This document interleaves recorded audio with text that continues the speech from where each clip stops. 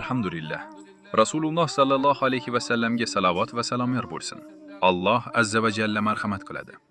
Yoki ocharchilik kunida taom berish. Balad surasi 14-oyat. Hadisi sharifda esa sadaqa molni kamaytirmaydi. Saxovat va ihson ahli bo'lgan o'zbek birodarlarimizning G'azo ahliga ko'rsatayotgan yordamlari hamon davom etmoqda.